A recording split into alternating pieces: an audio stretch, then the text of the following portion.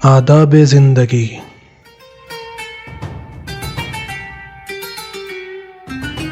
آداب خانہ داری، سفر کے احکام،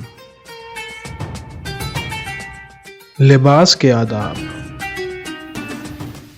اور بھی دیگر آداب جاننے کے لیے دیکھیے تہذیب الاسلام۔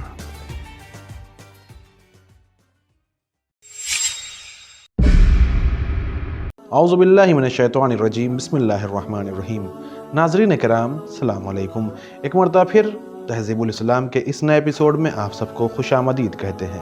پچھلے ایپیسوڈ میں ہم نے خاک شفا کے بارے میں جانا تھا۔ آج کے اس ایپیسوڈ میں لوگوں کے ساتھ زندگی بسر کرنے کے آداب، ان کی قسمیں اور حقوق کے بارے میں جانیں گے۔ رشتہ داروں، ملازموں اور نوکروں کے حقوق۔ بہت سی معتبر حدیثوں میں وارد ہوا ہے کہ رحم قیامت کے دن عرش الہی کو پکڑ کر یہ عرض کرے گا کہ اے پروردگار، جس نے دنیا میں صلہ رحمی کی ہے آج اس پر اپنی رحمت نازل فرما، اور جس نے دنیا میں قطع رحم کیا ہے تو بھی آج اس کو اپنی رحمت سے دور کر لے۔ بہت سی معتبر حدیثوں میں منقول ہے کہ عزیزوں کے ساتھ نیکی کرنے سے اعمال قبول ہوتے ہیں، مال زیادہ ہوتا ہے، بلائیں دفع ہوتی ہیں، عمر بڑھتی ہے اور قیامت کے دن حساب میں آسانی ہوگی۔ حدیث حسن میں جناب رسول خدا صلی اللہ علیہ وآلہ وسلم سے منقول ہے کہ پل صراط کے دونوں سروں میں سے ایک امانت ہے اور دوسرا صلہ رحم۔ بس جس شخص نے لوگوں کی امانت میں خیانت نہ کی ہوگی اور عزیزوں کے ساتھ نیکی کی ہوگی، وہ صراط سے بآسانی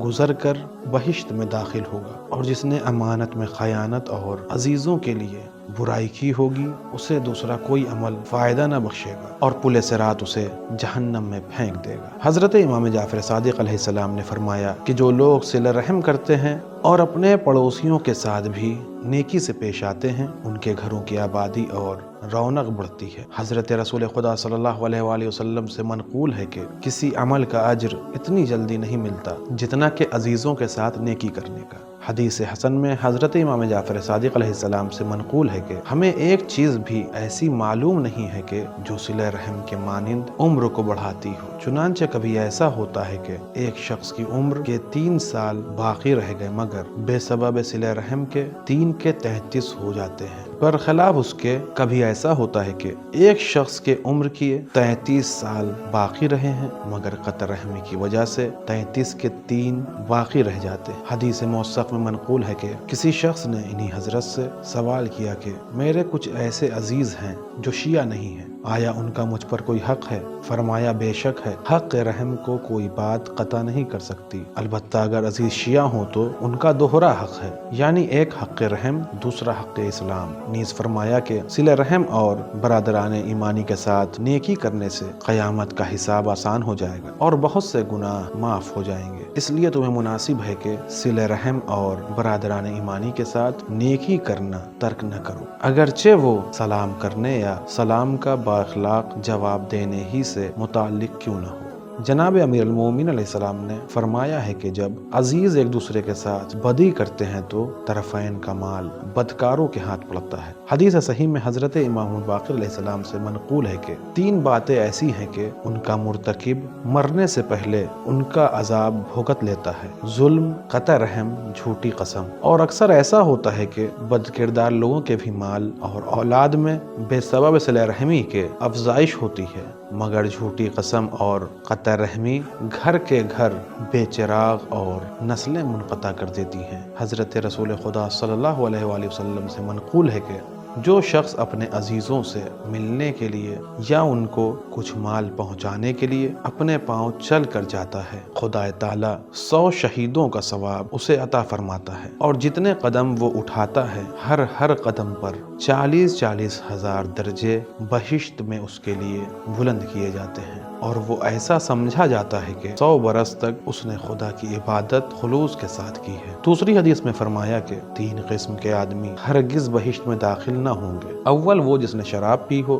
دوسرے وہ جس نے ہمیشہ جادو کیا ہو، تیسرے جس نے ہمیشہ قطع رحم کیا ہو۔ یہ بھی فرمایا کہ جو عزیزوں کی حق کی رعایت کرتا ہے خدا تعالی بہشت میں ہزار در ہزار ایسے درجے عنایت فرمائے گا کہ ایک درجے سے دوسرے درجے تک 100 برس کے راستے کا فاصلہ ہوگا، اور ان میں سے پہلا درجہ تو چاندی کا ہوگا اور دوسرا درجہ سونے کا، اس سے آگے مروارید کا، اس سے بڑھ کر زمرد کا، آگے چل کر زبرجد کا، اس کے بعد مشک کا، پھر عنبر کا، اس کے بعد کافور کا، پھر اسی طرح اور سب چیزوں کے ہوں گے جو خدا تعالی نے بہشت میں پیدا کی ہیں۔ حدیث صحیح میں حضرت صلی اللہ علیہ وآلہ وسلم سے منقول ہے کہ میں نے معراج کی رات ایک شخص کو دیکھا کہ عرش کو چمٹا ہوا ہے اور اپنے کسی عزیز کی شکایت کر رہا ہے۔ میں نے پروردگار عالم سے سوال کیا کہ اس کا اور اس کا کتنی پشتوں کا فاصلہ ہے؟ خطاب ہوا 40 پشت کا۔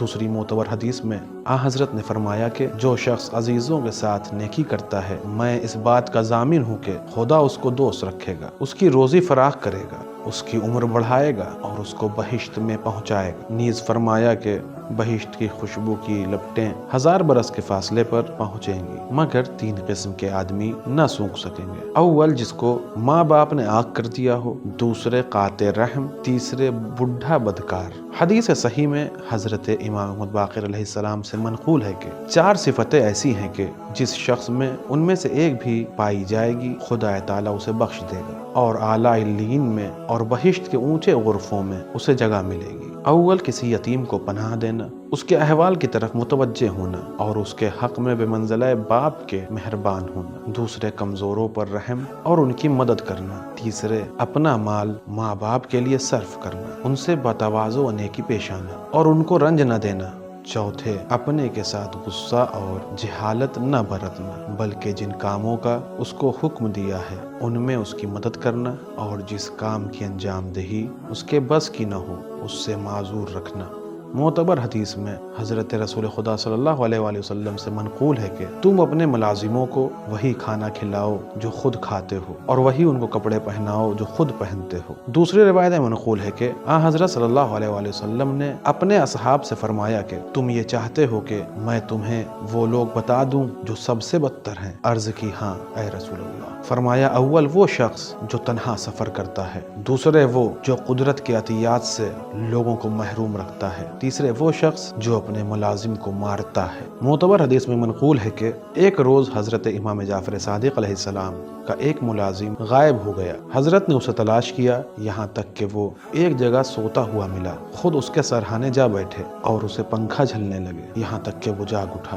اس وقت اتنا فرمایا کہ یہ مناسب نہیں ہے کہ تو رات کو بھی سوئے اور دن میں بھی، رات کو سویا کر۔ معتبر حدیث میں انہی حضرت سے منقول ہے کہ 2 قسم کے آدمیوں کی نماز قبول نہیں ہوتی۔ اول وہ شخص جو کسی گروہ کی پیش نمازی کرتا ہو اور مقتدی اس سے راضی نہ ہو، تیسرے وہ عورت جس کا شوہر اس سے ناراض سوئے۔ بسند معتبر حضرت رسول خدا صلی اللہ علیہ وآلہ وسلم سے منقول ہے کہ جو لوگ سب سے پہلے بہشت میں داخل ہوں گے وہ یہ ہیں: اول شہید، دوسرے وہ غلام جو اپنے پروردگار کی اچھی طرح عبادت کرتا تھا اور اپنے آقا کا خیر خواہ ہو، تیسرے عیالدار آدمی جو حرام اور شبہ حرام سے پرہیز کرتا ہو۔ آج کے اس ایپیسوڈ میں بس اتنا ہی، انشاءاللہ اگلے ایپیسوڈ میں پھر ملاقات ہوگی۔